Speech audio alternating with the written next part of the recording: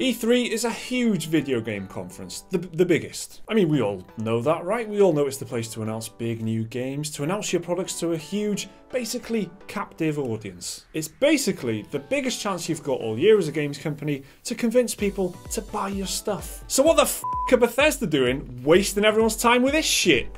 Yeah, Mag didn't get much sleep last night. Bit cranky, grumpy, you know. I get angry at Bethesda when I'm tired.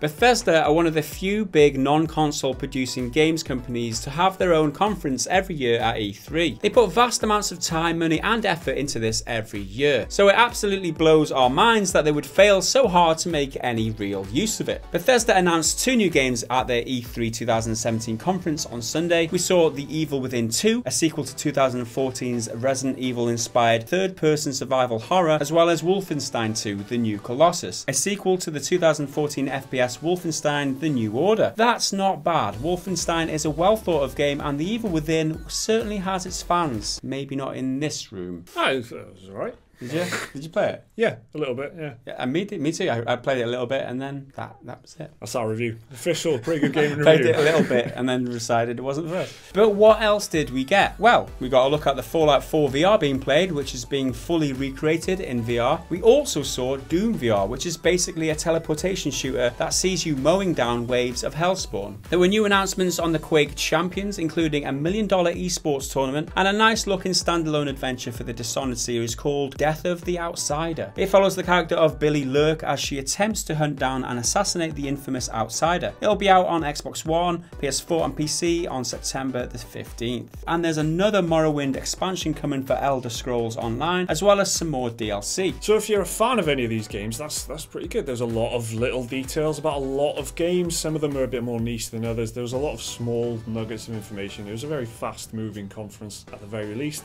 They got through a lot of games, a lot of them that are already out. This was a lot of DLC, information, news, things like that. So what, you ask, is the problem? Well, Bethesda's conference felt especially lightweight to us for many reasons. The focus on VR was bold, but essentially worthless to anyone who doesn't own a headset, which, by the way, is still the overwhelming majority of the market. And charging full price for Fallout 4 VR is a move that will definitely rankle with those who forked out for the original game and all the DLC. Bethesda are redesigning the game to work with VR, and that is very much a good thing, but still, there's no token for anyone who went all in on the original game, and that just feels bad. They also showed off Skyrim, again, on the Nintendo Switch. What's new this time? Well, there's some exclusive Zelda gear being added to the game via amiibos.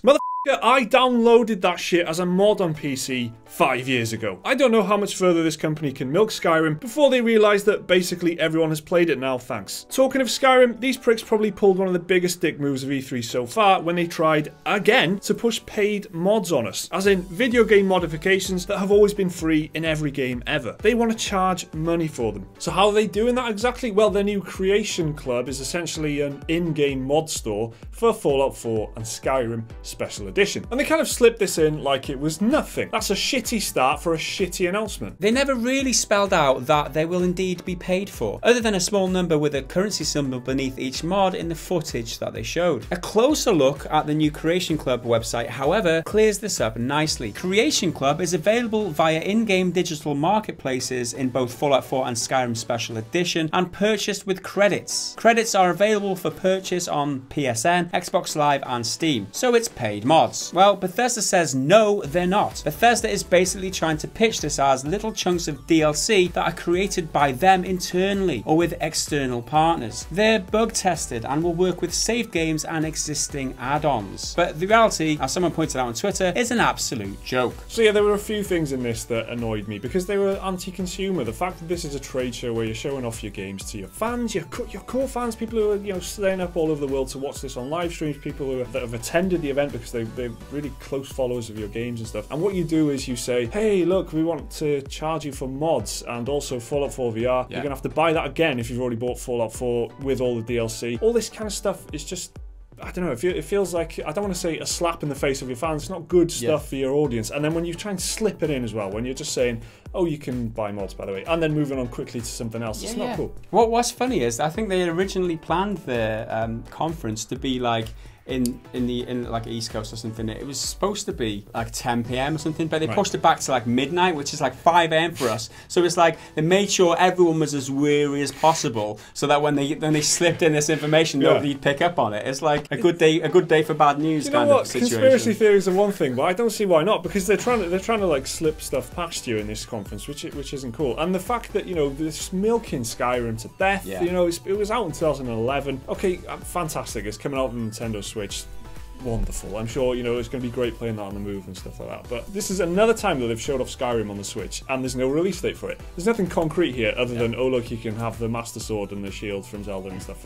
Fantastic. Okay, let's try and balance this critique with some positives from this show, because for me there are some positives, and everyone can jump down Bethesda's throats as much as they want, but you've got to put to them, they are bringing out 2 standalone, like fully AAA VR games, which for the industry, for the VR, it's awesome. I can't wait to play. It needs to be done. Someone has to do it. I can't wait to play Fallout 4 in VR. All right, I'm gonna have to repurchase the game at full price.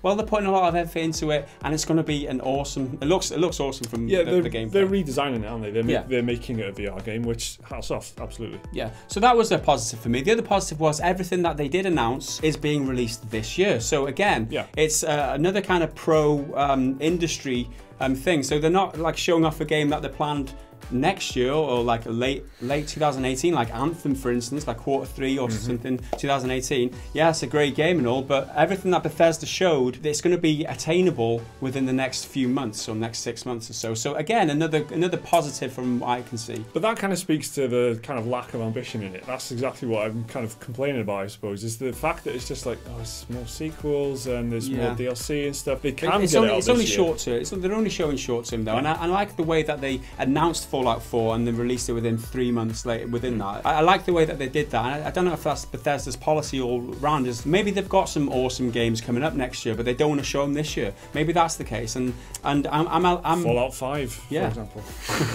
But I'm going to give them the benefit of the doubt on this, because I genuinely think that they just focus on the short term at these types of events. And yeah, for me, like pat on the back for those 2 reasons. Is there anything else you want to say? No, I don't think so. Spaceland.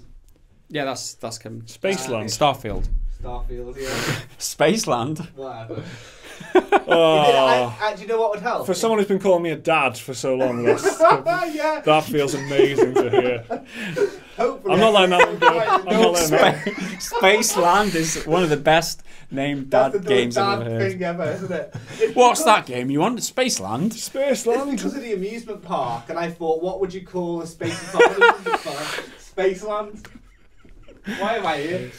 So with all that said, one of the biggest problems that I had in particular was that Bethesda's conference mainly underwhelmed because of its lack of new stuff. Everything was either a different version of a game that's already released or some DLC. The new games they announced were both sequels, but even then they were hardly the kind of games that they will excite the majority of gamers. I mean, the last 2 were hardly Game of the Year contenders, although someone would argue that Wolfenstein maybe was. Overall, Bethesda's conference just bored us, and that's not what an E3 conference is supposed to do. A few of their announcements were flat out anti-consumer, and I don't like that. And the games they announced just weren't exciting enough. Bethesda's conference felt like a sequence of small announcements scraped together to justify having a conference in the first place. And there was no Starfield. So what are your thoughts on the Bethesda conference this year at E3? Let us know down in the comments below. Like the video if you enjoyed it. Subscribe if you're new around here. Check out some more of our awesome content on your screen right about here. And there's a nice tidy link to Patreon here if you fancy supporting us and you're that kind of awesome. We will see you again in the next video. Until then, bye for now.